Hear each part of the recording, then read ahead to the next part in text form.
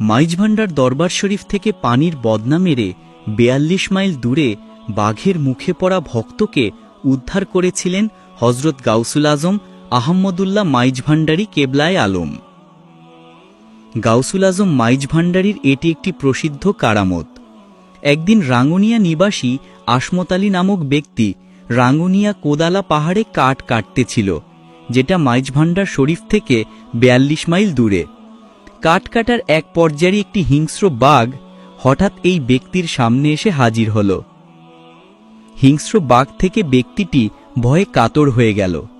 বাঘের আকস্মিক আক্রমণ প্রচেষ্টায় অনন্যপায় হয়ে ব্যক্তিটি ইয়া গাউসুল আজম বলে চিৎকার দিয়ে ওঠে। আর ওইদিকে মাইজভান্ডার শরীফে হজরত শাহ সুফি মাওলানা সৈয়দ আহমদুল্লাহ মাইজভান্ডারী অজু করছেন আর আধ্যাত্ম প্রভাবে এই ঘটনা প্রত্যক্ষ করতেছেন। জঙ্গলে কাঠরিয়া আসমত আলী ইয়া গাউসুল আজম বলে চিৎকার দেওয়ার মুহূর্তেই দরবারে হজরত কেবলা কাবা অজুরত অবস্থায় বলে উঠলেন, হারামজাদা, তুই এখান হইতে দূর হস নাই। এই বলে তাহার হাতের অজুর পানির বদনাটা জোরে পুকুরে নিক্ষেপ করলেন। হজরত কেবলার নিক্ষেপকৃত এই বদনাই আকস্মাৎ শূন্য হতে এসে বাঘের মুখের উপর পতিত হয়। বাঘটি ভয়ে পালিয়ে যায় এবং ব্যক্তিটি বাঘের কবল হতে রক্ষা পায়। এদিকে হজরত গাউসুল আজম সৈয়দ আহমদুল্লাহ মাইজভান্ডারীর সাথে থাকা খাদেমগণ মনে মনে ভাবলেন, পানির লোটাটা কেন পুকুরে ফেলে দিল? আর বদনাটি পুকুরে ফেলে দেওয়ার কারণে হজরতের অজু সম্পন্ন হয় নাই। তাড়াতাড়ি খাদেমগণ আরেকটি বদনা এনে দেন। তিনি অজু সম্পন্ন করে দায়রা শরীফে চলে যান। আর খাদেমগণ পুকুরে নেমে বদনাটি খুঁজলেন। অনেক খোঁজার পর সকলে হতাশ চিত্তে উঠে গেলেন। অলি আল্লাদের কারামত বুঝা মুশকিল।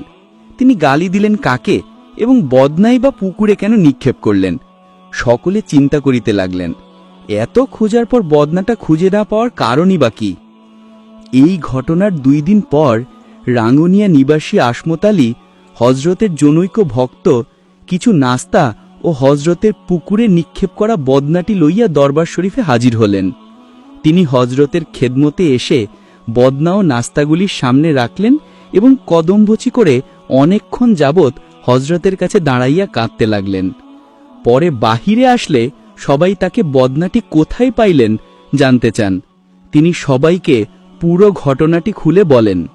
আরও বলেন, আমার প্রাণ রক্ষা হওয়ার পর বদনাটি হাতে লইয়া দেখলাম এটা হজরতের বদনা।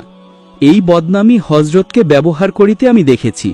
আমাকে হজরত অসীম দয়া করে তার বেলায়েতি ক্ষমতায় নরখদকের কবল থেকে রক্ষা করেছেন, না হয় আমার উপায় ছিল না। এরকম অনেক কারামত হজরত গাউসুল আজম শাহ সুফি সৈয়দ আহমদুল্লাহ মাইজভান্ডারী দেখিয়েছেন। তিনি একজন মাদারজাত অলি, আহলে বায়েতের সদস্য। এখনও হজরতের কারামতধন্য পবিত্র বদনাটি সংরক্ষিত আছে। সবাই এই পবিত্র বদনাটি দেখতে যান।